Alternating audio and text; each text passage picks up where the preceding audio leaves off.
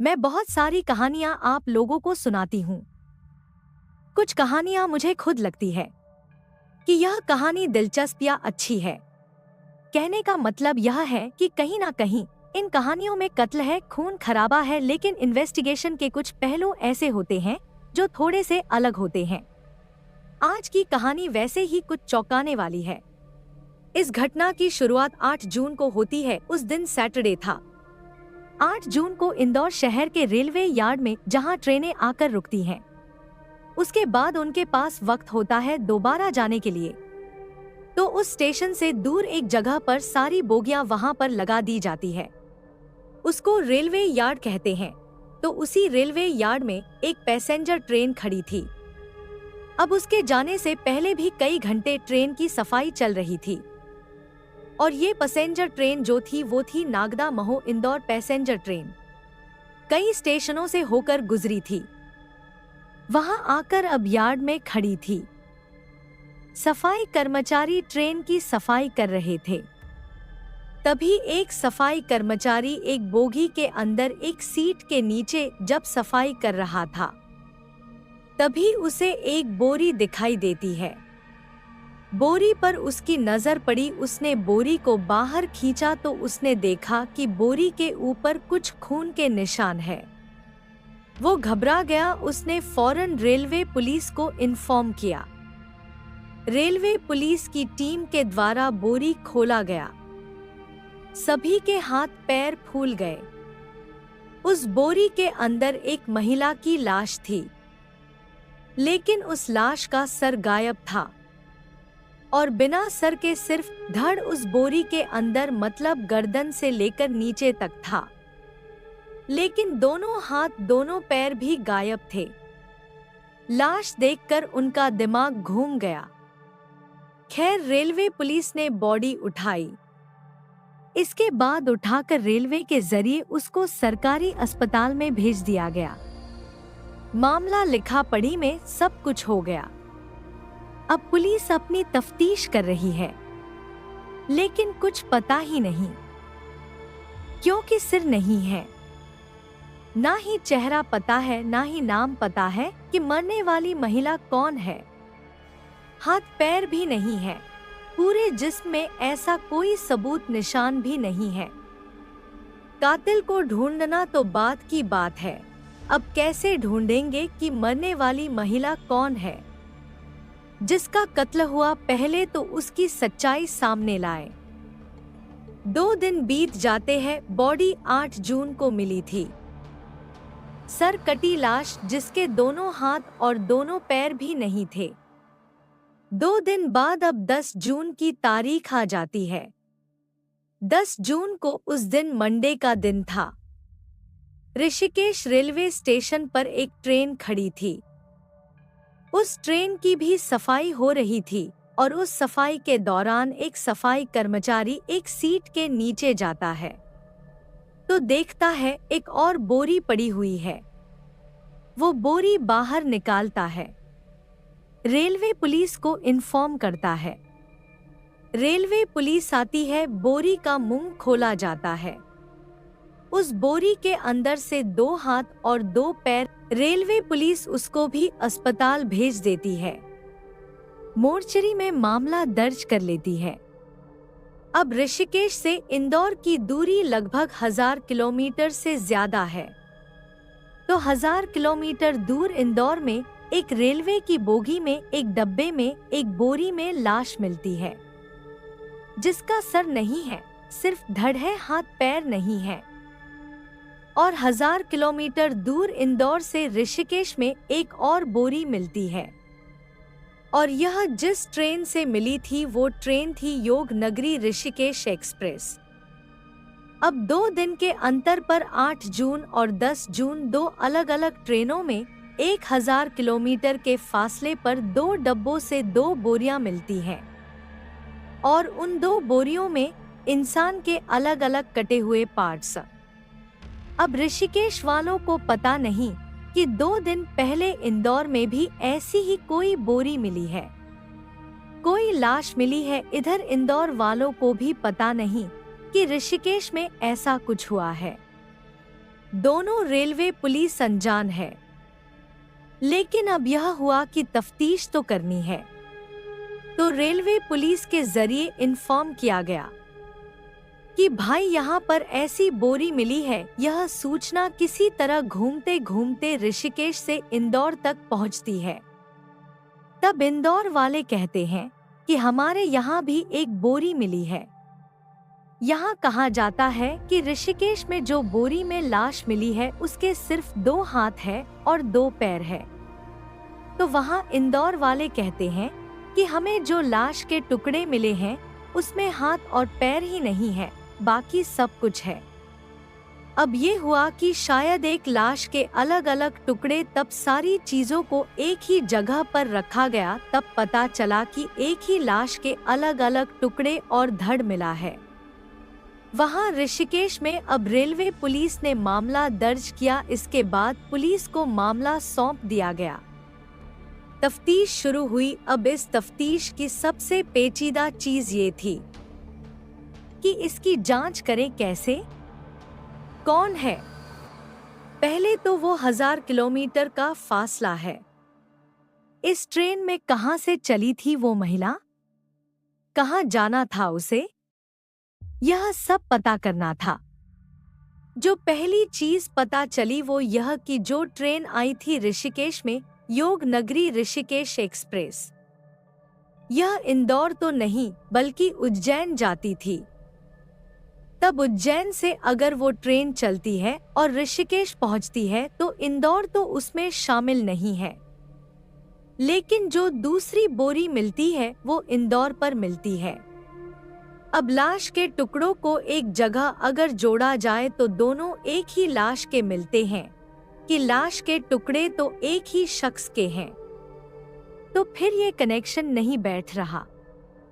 Train का तो खैर जब इंदौर वाली बोगी मिली थी, नागदा इंदौर पैसेंजर ट्रेन की बोगी के अंदर से जब लाश निकाली गई तो फिर देखा गया यह ट्रेन कहां से कहां तक चलती है, इसका ओरिजिन क्या है, कहां तक जाती है।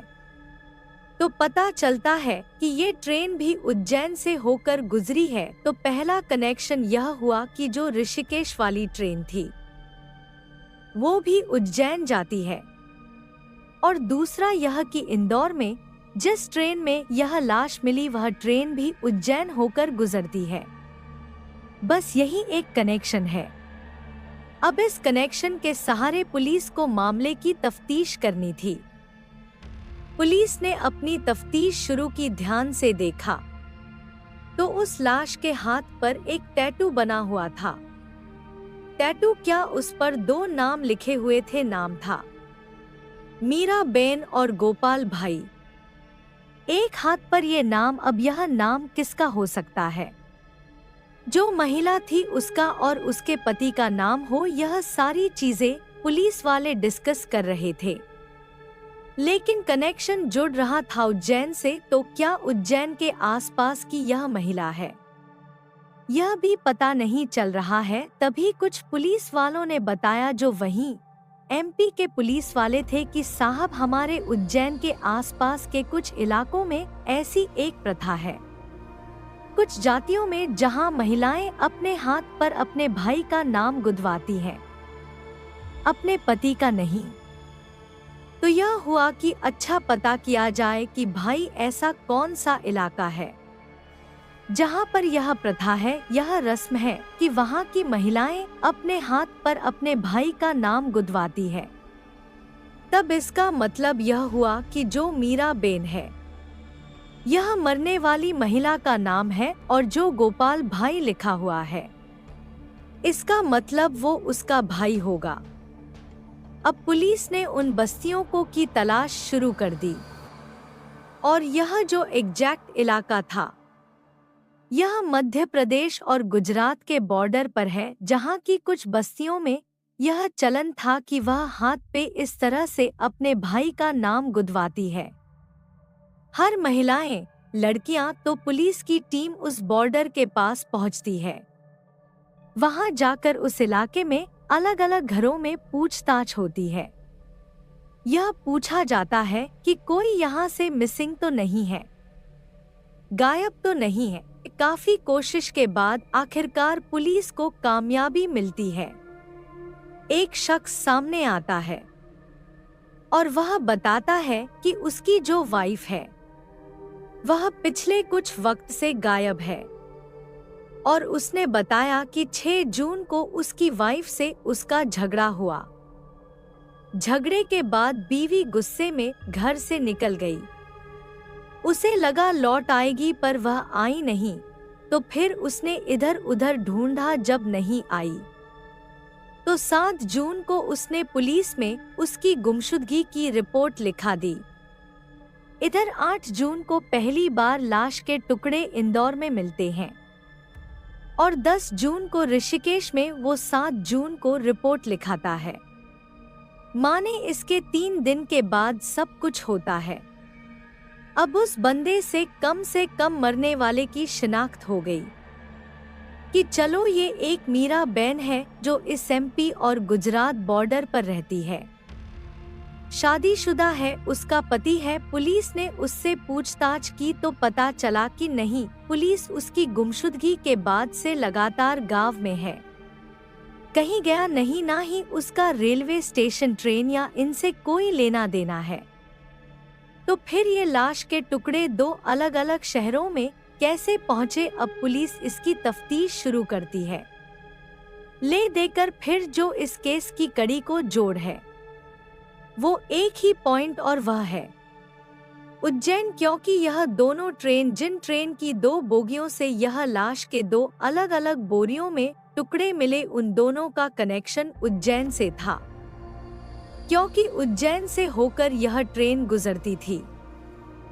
तो पुलिस ने कहा कि चलो उज्जैन चलते हैं, उज्जैन में शायद कोई सबूत मिले। पुलिस की टीम उज्जैन पहुंचती है। अब पति के हिसाब से 6 जून को झगड़ा हुआ था, 6 जून को वो गुस्से में चली गई। उसने 7 जून को रिपोर्ट लिखाई, तो पुलिस 6 और 7 जून उज्जैन रेलवे स्टेशन और उसके इर्द गिर्द लगे हुए सारे सीसीटीवी कैमरे को खंगाल दिया है। इत्तफाक से 7 जून को उज्जैन रेलवे स्टेशन से बाहर निकलते हुए मीरा बेन दिखाई देती है, लेकिन मीरा बेन के साथ एक शख्स नजर आता है। अब उस रेलवे स्टेशन के बाहर के भी कुछ सीसीटीवी को खंगाला गया, लेकिन फिर रेलवे स्टेशन के अंदर से बाहर आते हुए एक जगह मीरा बहन कैद हो गई और उसके साथ एक शख्स। अब सवाल यह था कि यहाँ पर भी आके मामला द एंड कि ये शख्स कौन है। अब पुलिस ने उस शख्स को जीरो इन किया गया, वहाँ के लोकल लोगों से, अपने मुखबिर से सारे लोगों से पूछता शुरू हुई। जब सारे लोगों से पूछता शुरू हुई तो फिर उस शख्स का खुलासा हुआ। पता चला कि उस शख्स का नाम कमलेश पटेल और वो वहीं पे कैटरिंग और इन सारी चीजों का काम करता है, और उसी के साथ मीरा बेन बाहर निकलते हुए सीसीटीवी कैमरे में कैद। अब कुछ लोगों की मदद से पुलिस कमलेश पटेल के घर पहुंचती है, उसको थाने ले जाती है, उससे पूछताछ करती है, लेकिन वह साफ इनकार कर देता है। कहता मैं तो इस महिला को जानता नहीं, वो मुझे रेलवे स्टेशन पर मिली थी, वो परेशान थी। तभी एक महिला घर के बाहर बैठी थी। पुलिस ने उससे पूछा कि यह कौन है, तो कमलेश पटेल ने कहा कि ये मेरी वाइफ है। पुलिस ने उससे कुछ पूछताछ की, वह इशारा कर रही है। असल में कमलेश की वाइफ एक मूक और बधिर, यानी ना बोल सकती थी ना सुन सकती थी, वो गूंगी थी। अब पुलिस को लगा कि अगर इस घर में कुछ हुआ है, और 7 जून को जब स्टेशन से मीरा बन बाहर आई और साथ में कमलेश पटेल दिख रहा है और वह इस तरफ कहीं आई है, इसके घर तक आई है, तो एक ही विटनेस है और वह है कमलेश की अपनी पत्नी, लेकिन अफसोस वो गूंगी है। पुलिस को लगा किसी गूंगे से क्या पूछताछ क्या करे, वो लौट गए। लेकिन तभी उन्हीं में से उस पुलिस टीम में से एक को ख्याल आया कि गूंगे लोग भी बोलते हैं और उनकी अपनी जुबान होती है। एक साइन लैंग्वेज होती है, इशारों में वह बातें करती हैं और उनको जो उस साइन लैंग्वेज को जानता पढ़ता समझता है वो सारी बातें समझ जाता है कि वह क्या बोल रही है। जैसे आप टीवी पर देखते होंगे, दोपहर के टाइम हर न्यूज़ चैनल पर एक मूक बधिर समाचार आता है, वो इन्हीं लोगों के लिए होता है। साइन लैंग्वेज के ऊपर न्यूज़ तो अब उस अफसर को ख्याल आता है, वो फौरन कहता है कि जरा आप ढूंढो उज्जैन में या इंदौर में आसपास ऐसे एक्सपर्ट्स जो साइन लैंग्वेज जानते हो और इन गूंगे बहरे लोगों से बातचीत कर सकते हो। इत्तेफाक से एक ऑर्गेनाइजेशन में से कुछ लोग थे जो सोशल वर्क करते थे। उनमें से एक ने खुद आगे आकर पहल की और कहा कि मैं आपकी मदद करूं। अब पुलिस उसे लेकर कमलेश पटेल के घर जाती है। उसकी वाइफ से फिर से पूछताछ होती है, लेकिन इस बार पुलिस पूछताछ नहीं कर रही थी। पुलिस ने सारे सवाल उस एक्सपर्ट को दिया जो साइन लैंग्वेज जानता था और अब वही पुलिस के सवाल वह साइन लैंग्वेज वाला एक्सपर्ट कमलेश की बीवी से पूछ रहा है। वह थोड़ी देर तक पूछता रहा, वह इशारों में बताती रही, पुलिस वाले सुनते रहे खामोश। करीब 10 से 15 मिनट बीत गया। जो साइन लैंग्वेज का एक्सपर्ट आया था, जैसे बातचीत खत्म होती है पसीने से लथपथ था और अभी तक पुलिस को यह समझ में नहीं आ रहा था कि वह बता क्या रही है। अब बारी थी उस साइन लैंग्वेज के एक्सपर्ट की पुलिस को समझाने की। कमलेश पटेल की बीवी ने जो गूंगी थी, उसने जो कुछ कहा उससे अब वह एक्सपर्ट पुलिस को बता रहा था और वह कहानी यह थी कि 7 जून की रात कमलेश एक औरत के साथ घर आया था। घर आने के बाद कमलेश ने उसे खाना दिया, मैंने खाना खाया, फिर उसने उसे शायद खाने में कुछ दवा दे दी थी। उसके बाद वह सो गई। फिर इसके बाद मुझे पता नहीं, सुबह उठी तो मैं बाहर चली गई। उसके बाद मैं अपना कुछ काम करती थी। जब मैं लौट कर घर आई तो घर में कमलेश था और कमलेश कुछ कर रहा था। तो मैंने जब देखा ध्यान से तो देखा कि जो महिला कल आई थी, घर वह फर्श पर पड़ी है और वह तेजधार हथियार से उसके टुकड़े कर रहा है।